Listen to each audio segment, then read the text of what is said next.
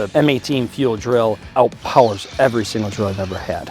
It is a big step up with speed and the power behind it.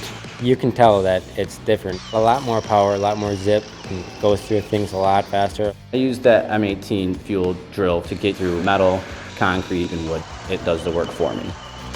The M18 fuel drill being compact allows you to get into smaller spaces.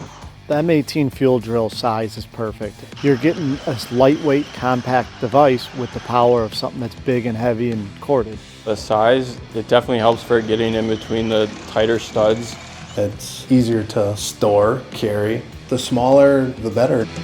The M18 fuel drill with the AutoStop really helps on the safety side. You know, it's going to stop before we get pinched into a corner, our hand's going to get pinched in a sharp area. This just stops. With the AutoStop, I'm able to hold it in a more comfortable position because I'm not worried about the drill catching. It's safer, it doesn't twist our wrist when it gets bound up. You're more concentrated on your work. It takes some anxiety out of drilling holes. The new M18 fuel drill holds the chalk really nice. We didn't have no problems with the bits falling out.